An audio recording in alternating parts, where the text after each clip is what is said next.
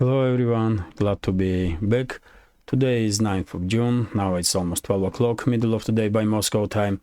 I'm Levan Gudadze and this is my first update today, in which I will share all the main news that are making headlines in Russian media outlets and Russian language pages on different internet platforms.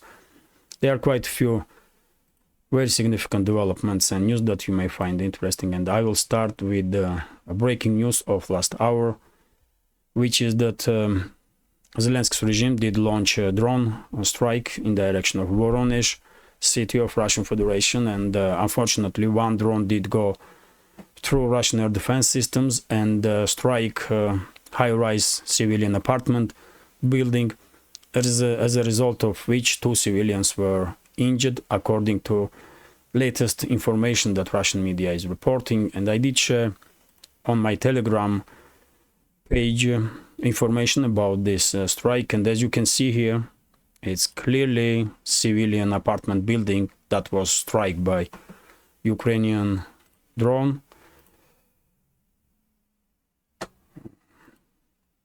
Fortunately, for this moment at least, there is no reports about deaths among civilians on the ground.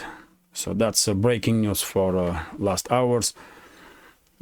I guess as long as the Western elites are continuing to support Kiev regime with long-range weaponry, these kind of attempts from Ukrainian side to hit deep inside Russian territory will continue, and we'll probably see more these kind of strikes quite far away from a border between Russia and Ukraine. And as you can see here, for example, on the map, this is Voronezh city, and that's a border. It's 200-300 kilometers, really. And without support of Western elites, without support of NATO member states that are constantly delivering to Kiev regime long-range weaponry, including drones and missiles, these kind of terrorist attacks will not take place.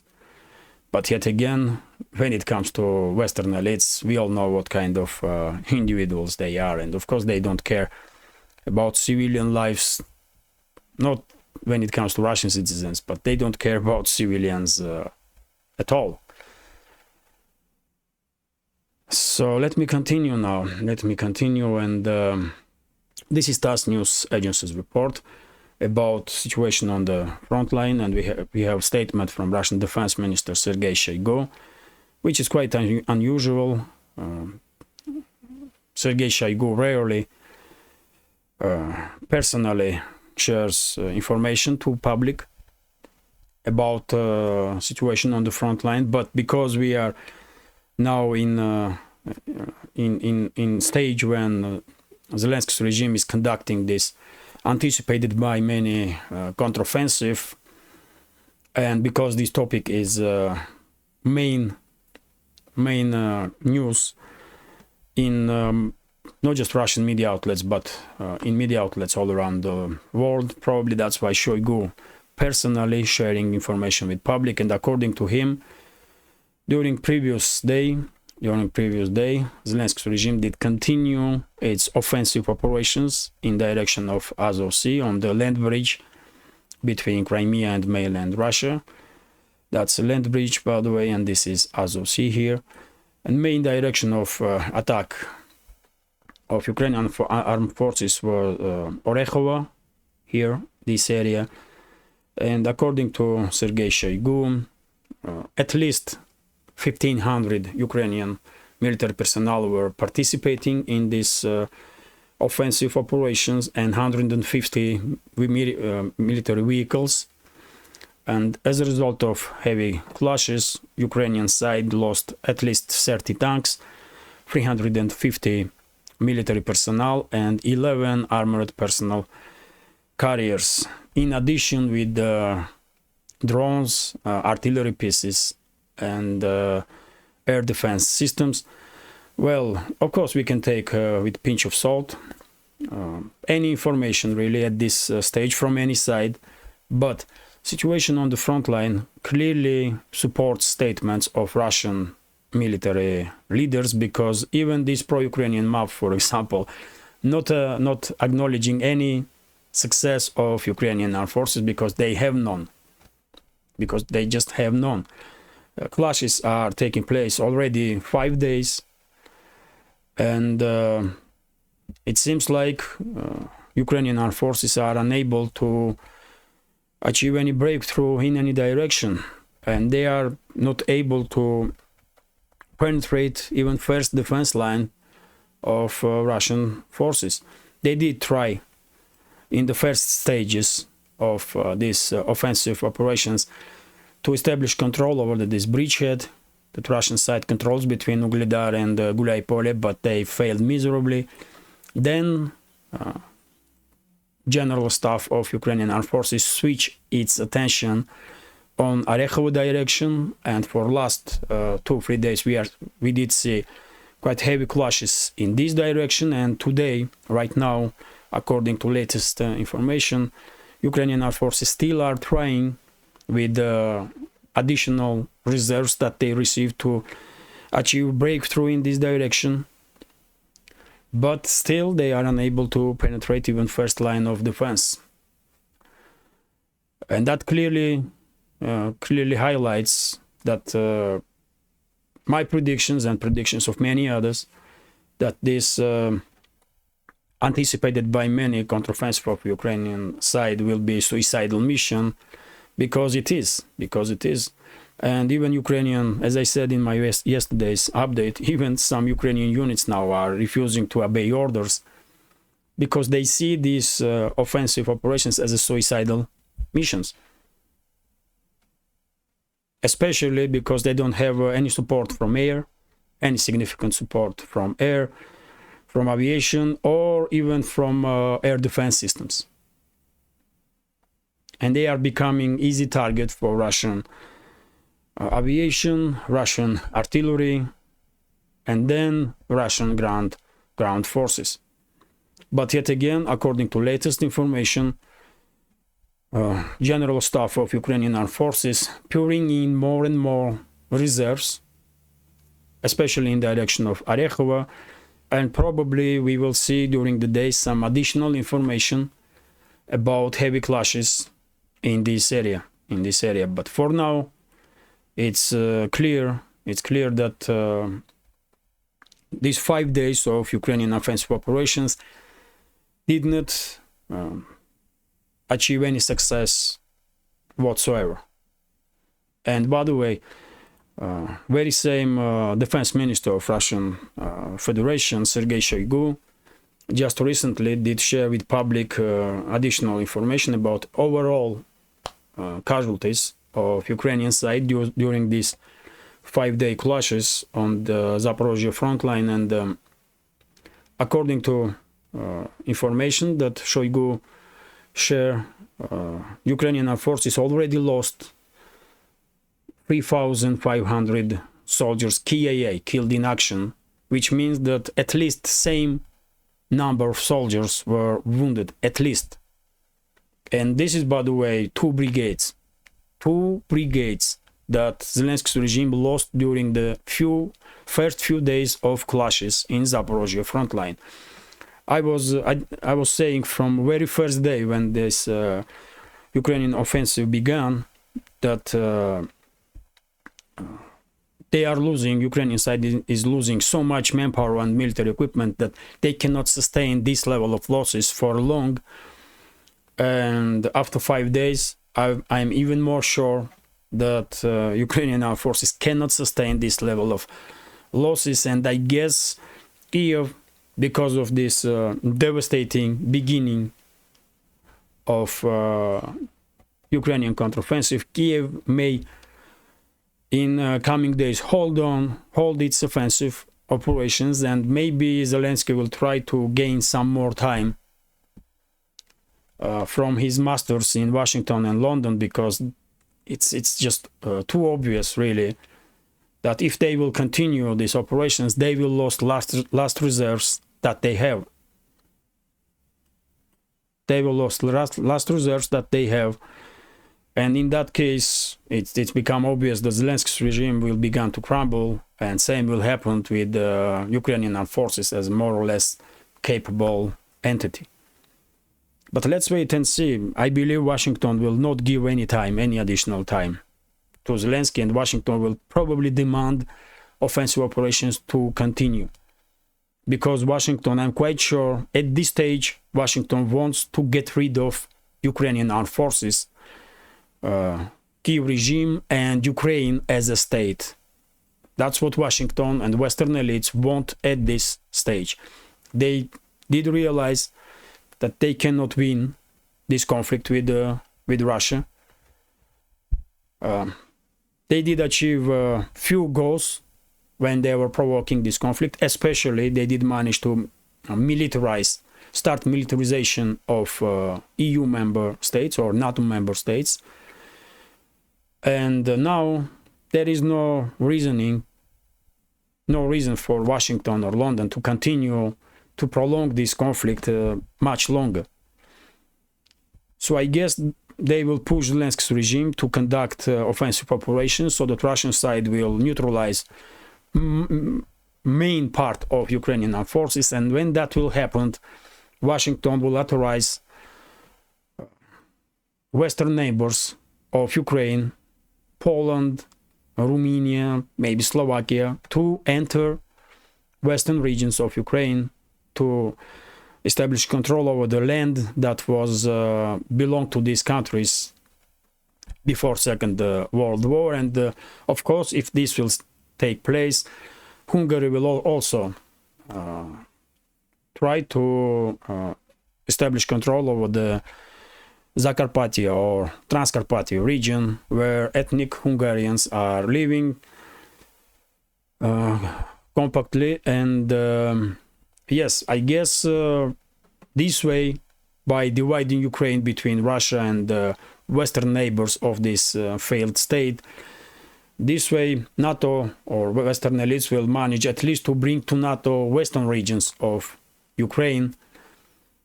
If it's impossible, and it is impossible, to bring entire Ukraine into NATO. That's what will happen, in my opinion, and that's why I'm saying that Washington will demand from Zelensky's regime to continue this suicidal counteroffensive or offensive. We can call it whatever we like. Let me continue now. And by the way, very strange statement from head of Ukrainian Defense Ministry, Alexei Reznikov, who said that and very strange timing also.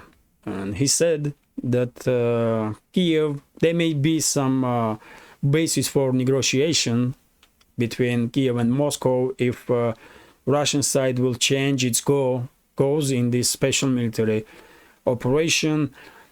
Well, I guess Ukrainian so-called elites are starting to understand in what kind of trap they were pushed in by the Western masters. Not just them, but Ukraine as a state also. And it was a few days of this so-called Ukrainian counteroffensive was enough, I guess, for final realization that they lost. And now they are starting talking about peace. Well, I don't think Moscow will change its goals when it comes to a special military operation. Ukraine definitely should be denazified and demilitarized. And I will say more. Ukraine as a state, in my reading of this picture, I don't think Moscow will allow Ukraine to exist as a state any longer after this conflict will end, because it's just too obvious that Ukraine have been used against Russia as a ram. And Moscow cannot allow this to repeat itself in the future. And that's why I think Moscow won't be against if Western neighbors of Ukraine will take control over the Western regions, while Russia will establish control over the rest of the Ukraine.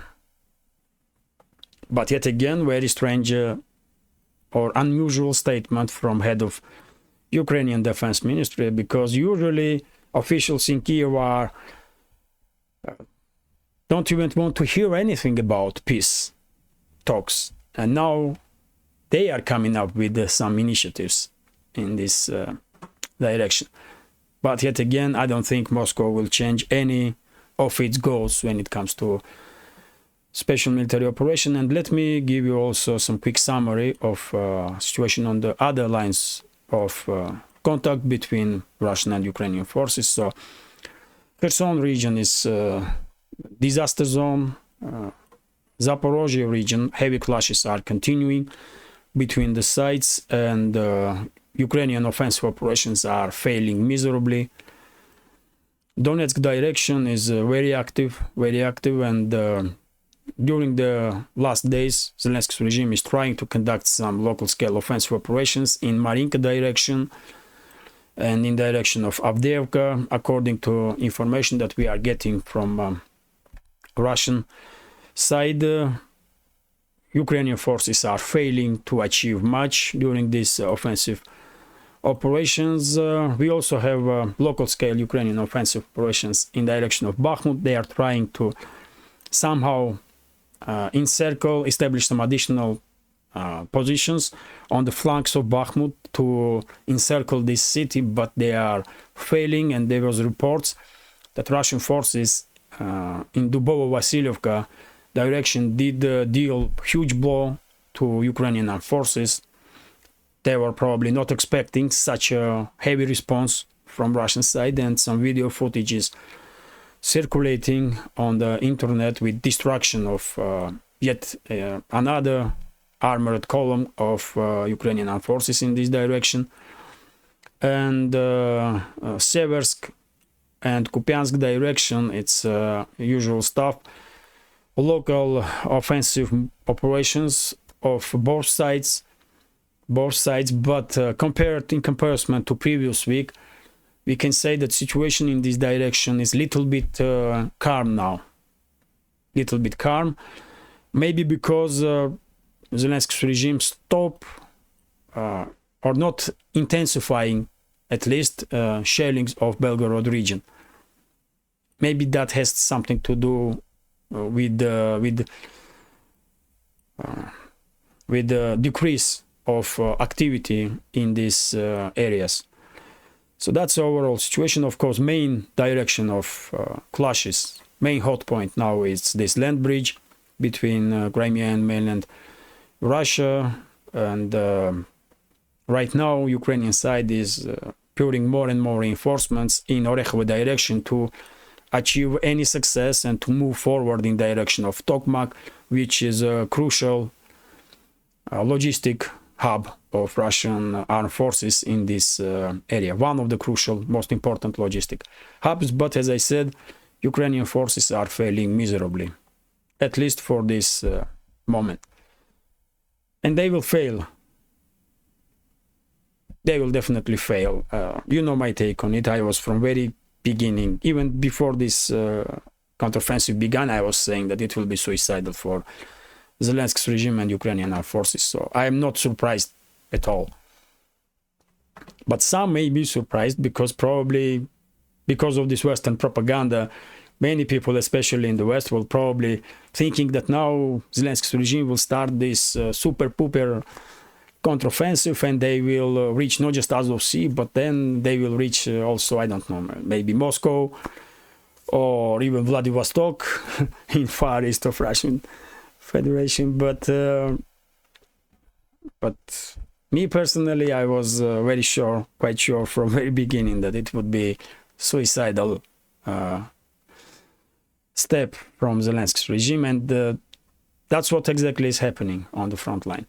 Let me continue now with some other news, and TASS news agency is reporting that more than 22,000 homes were damaged or destroyed in Kherson region as a result of flooding, which was caused because of destruction of Nova Kakhovka hydroelectro power plant, and unfortunately, according to latest news, unfortunately 6 people died as a result of this flooding. And even though in some areas water levels are dropping, main parts on the banks of the river still underwater, so it's not even possible for this moment to have a good understanding about damage that was done by this disaster. And RIA Novosti is also reporting that level of water in Kakhovka reservoir has dropped extremely. And by the way, this is Kakhovka water reservoir, which did play a crucial role for irrigation of the agricultural land in this area. And not just that, but also this water reservoir was a main source of drinking water for entire regions here. And according to RIA Novosti, water level now did drop below 13 meters, which means that in many areas it's now impossible, technically impossible, to take water from Kakhovka reservoir, even for not just for agricultural sector, but even for to supply with water households. So situation is truly dramatic. And there are some reports also that water level is significantly dropping in cooling water reservoirs of Zaporozhye nuclear power plant. As you can see here, it's quite a big reservoir here. Also, and even though we had statements from officials, including from Zaporozhye power plant, that reactors in power plant has separate sources of water to cool down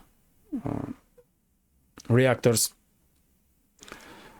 Still, of course, water levels on Kakhovka reservoir do play a significant role. And I'm not nuclear scientist. I don't know what will happen or not with the reactors if water level will drop even more in this reservoir. But at least for now, we do have some warnings from different sides, but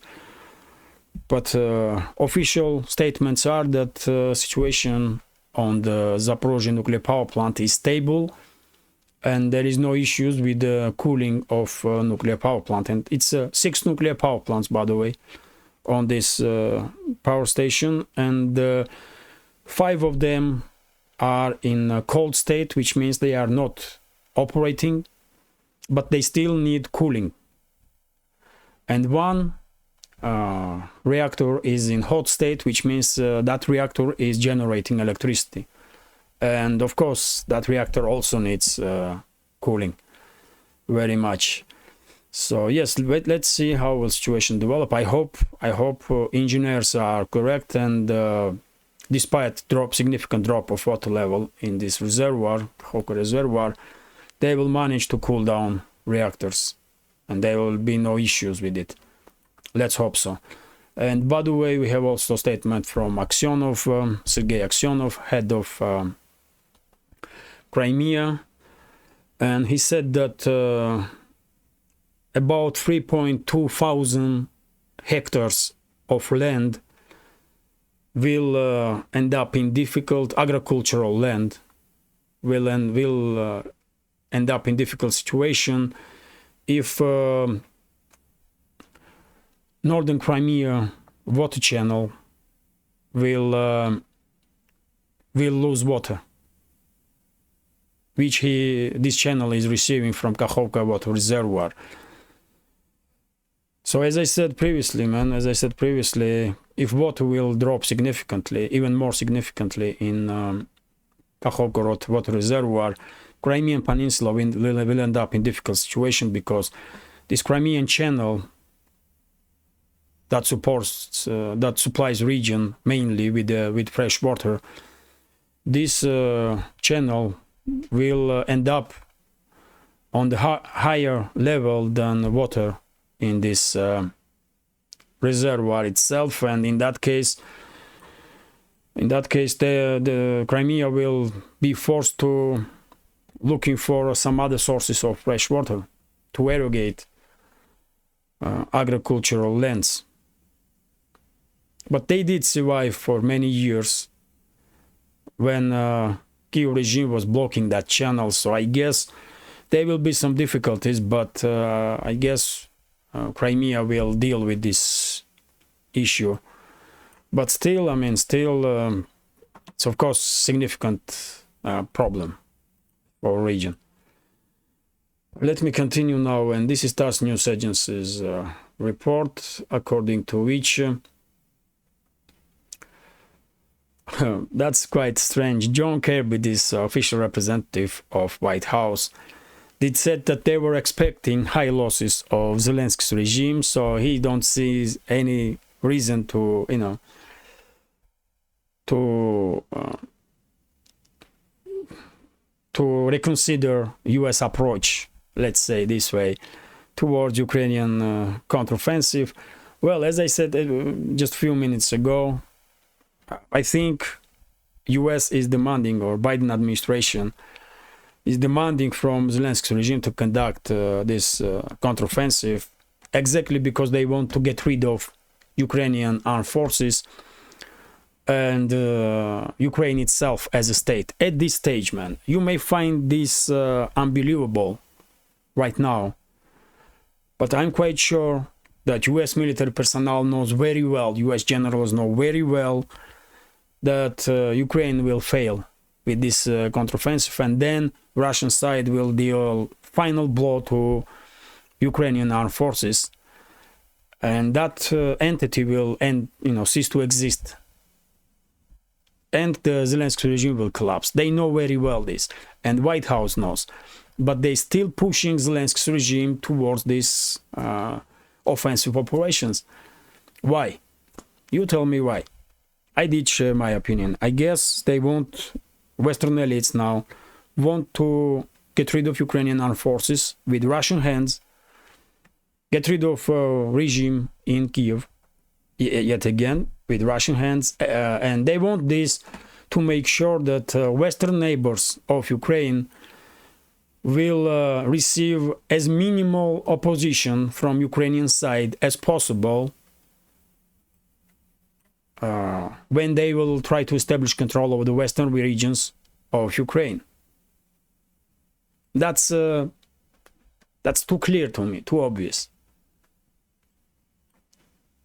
So, let's continue. But I will be happy to see your take on this whole situation. Why US are still demanding from Zelensky regime to conduct this suicidal counteroffensive.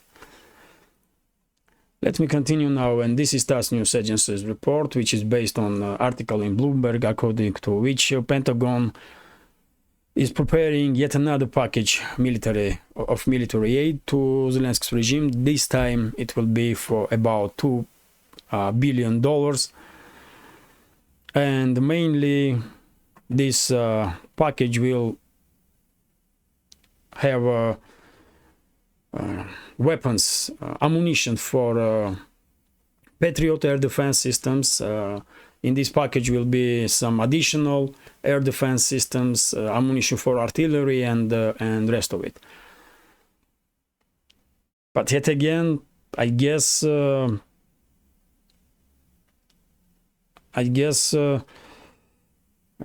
Washington wants to get rid of its all ammunition to purchase new one before it's not too late, because they know it's only a matter of time, and there will be no Zelensky regime no more, and there will be no Ukraine as a state no more, and they won't use this time gap that they still have to send to Ukraine as much crap as possible, so that they will purchase some additional weapons, new weapons, and sponsors of these so-called politicians in Washington will gain some additional billions and billions and billions of dollars as a result of these new purchases of weapons in U.S. military-industrial from U.S. military-industrial complex. That's my take on it, man. Because at this stage, it's just obvious that no matter what kind of weapons and how much weapons Western elites or U.S. gonna send to Ukraine, it will don't change anything really, in principle.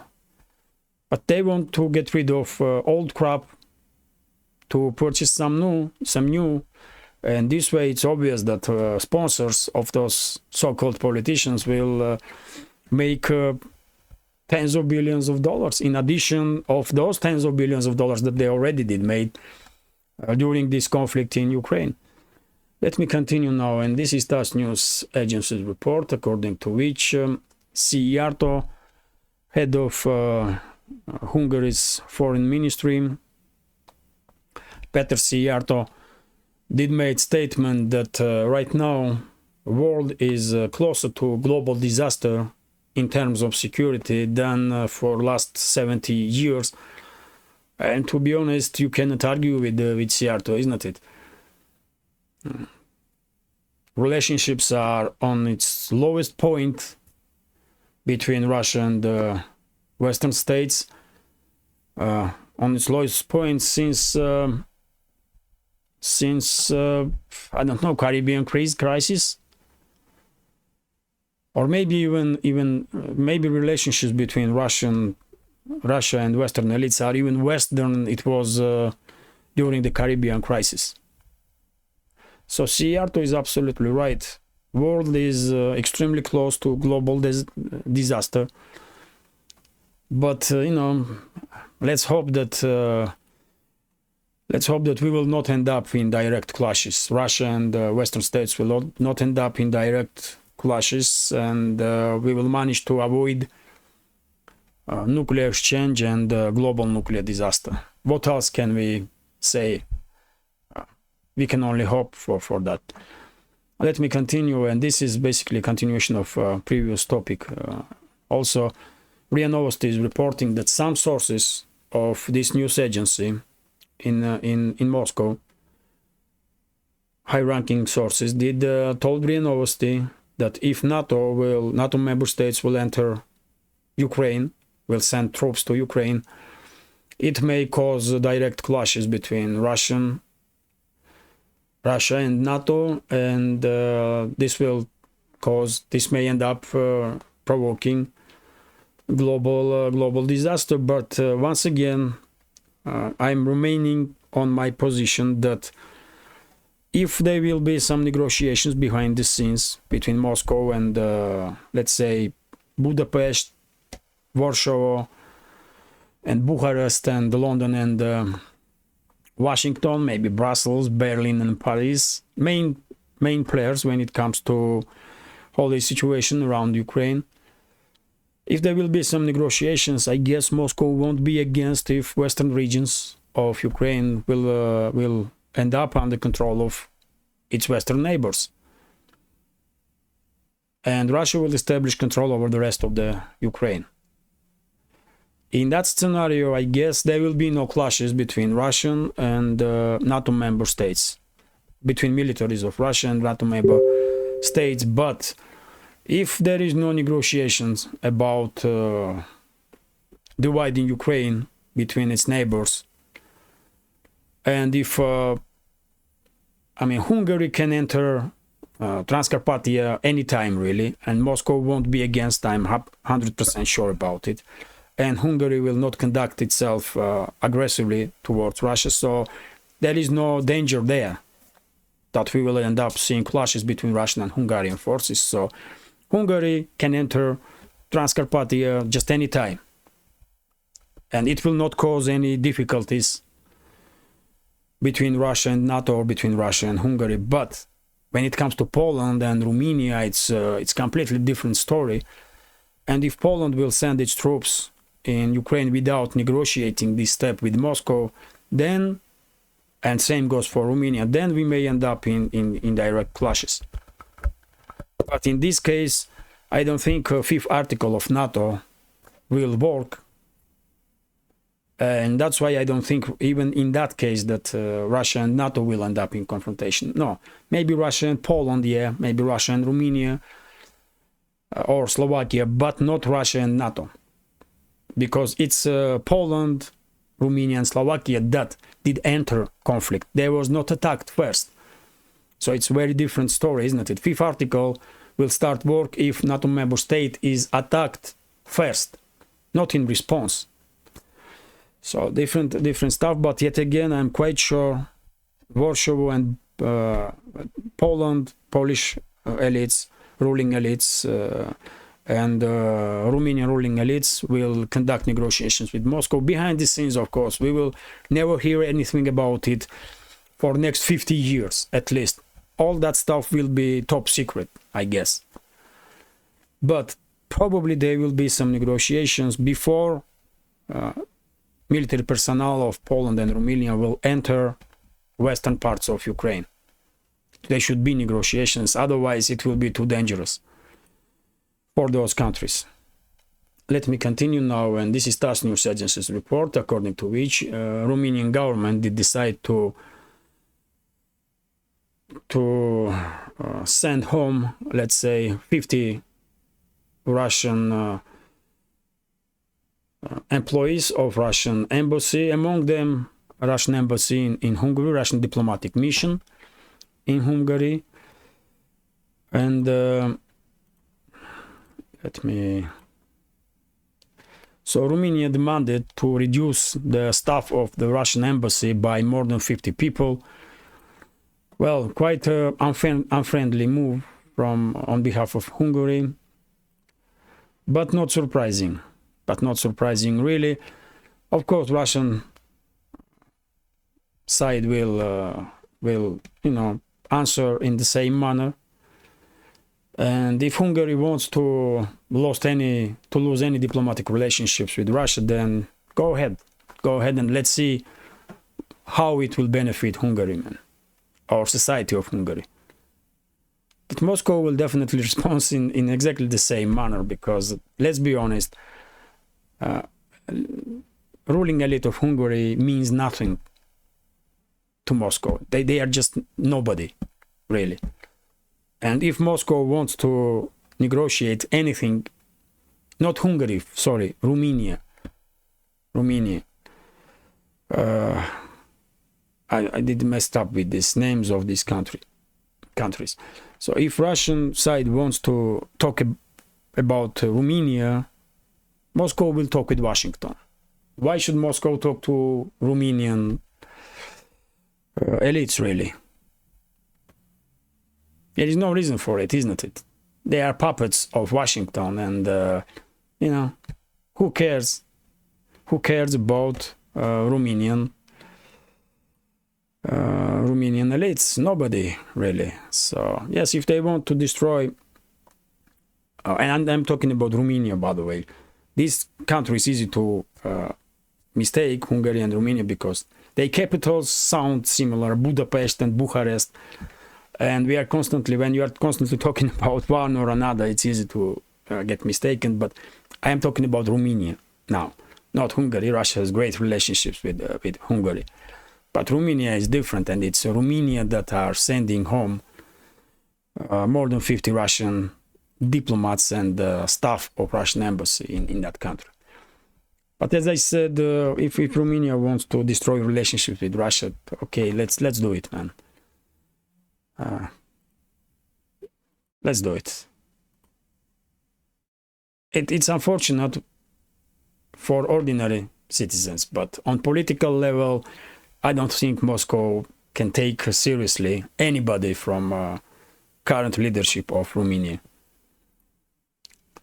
Let me continue. Blinken plans to visit China next week, head of U.S. State Department. And I guess his visit in Saudi Arabia went not really well, just recent visit. And I guess very same will happen in China. Very same will happen in China. I don't even know what topics they can discuss at this stage. That's how bad relationships between US and the rest of the world is, really.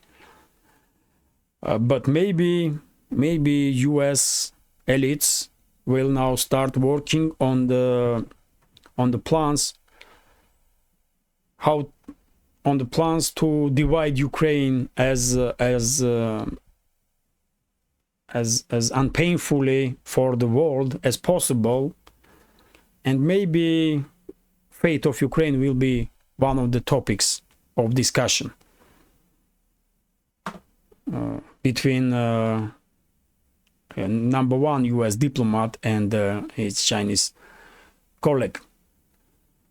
Because who knows, as I said, Russian side won't be against if Western neighbors of Ukraine will take control over the western regions, but Moscow definitely will be against if they will try to establish control over the Kiev, for example. And I don't think Moscow will allow Kiev and surrounding regions to exist as some kind of quasi-state under the name of Ukraine also. But Western elites probably want to maintain some sorts of Ukraine as a state, and Kiev and surrounding regions may be enough in that sense. But yet again, and maybe Blinken will try now to persuade Chinese side to agree on this kind of stuff, but yet again, it won't be a good deal when it comes to peace, because one day or another Kiev will again become a danger, and Russia will be forced to deal with it. So why Moscow will agree on something like that? I don't know. I won't see reasoning for it. But yet again, because Western elites are constantly trying to put some mines, geopolitical mines all around, they will probably try to put mine on Ukraine also, on this geopolitical clash. And if Ukraine will still exist after this conflict will end, with Kiev and few surrounding regions as a landlocked, some kind of state, that will be mine. That will be mine for Russian side, and I don't think Moscow will agree with that. But let's again wait and see. And by the way, how long is this video? It's 42 minutes already. Okay, I will go through headlines and that's it. So TASS is reporting that during the previous autumn, Crown Prince of Saudi Arabia, Mohammed bin Salman Al Saud, was very angry on White House, on Biden, because they were acting hawkishly, aggressively towards Saudi Arabia, and basically trying to order Saudi Arabia what to do in terms of energy policies. And according to this information, which is based on the Washington Post's article, Crown Prince of Saudi Arabia even threatened White House with retaliatory measures if they will continue act unpleasantly or undiplomatically towards Saudi Arabia, let me put it this way. And if that's the truth, then this information once again highlights that Saudi Arabia is feeling strong enough now to act this way, and because Riyadh has a good relationship with Moscow and Beijing, and Riyadh is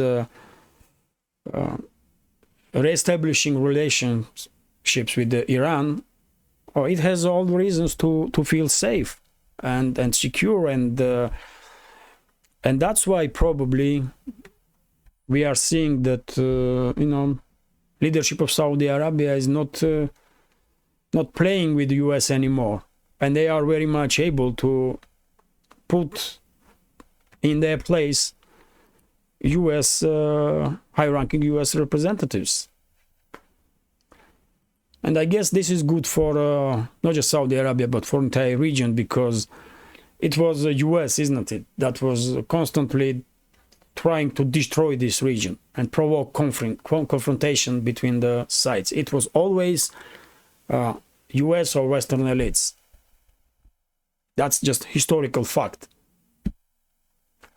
And I'm talking about, of course, last, let's say, 100 years.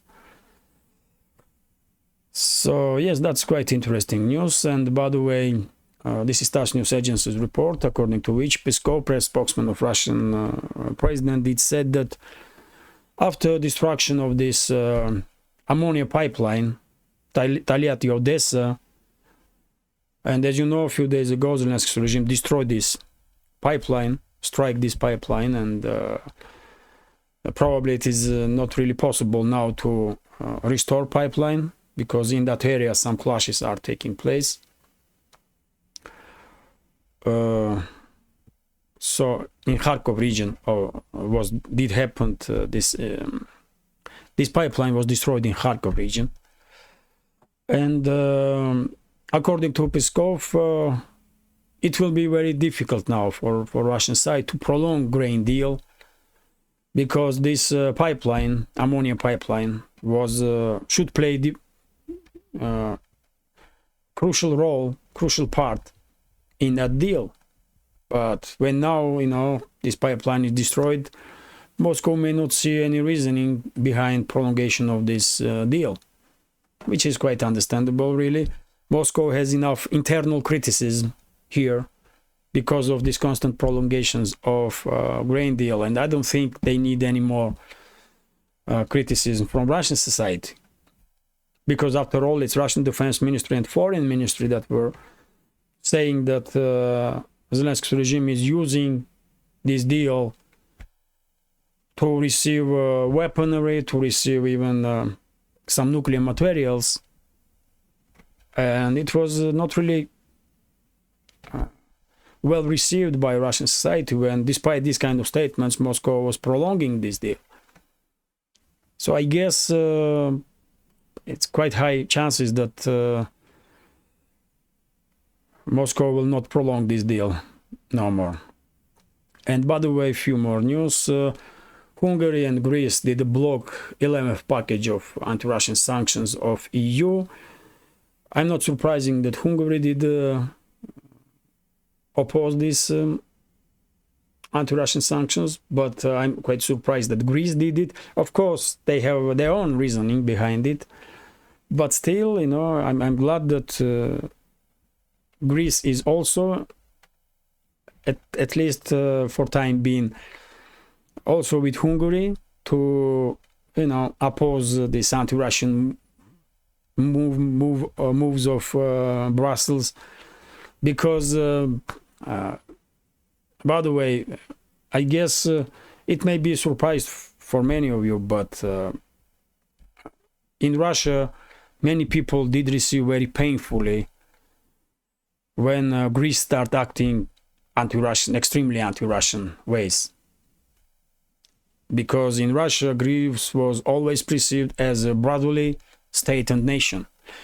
And when it comes to relationships between the nations, it's the same perception now.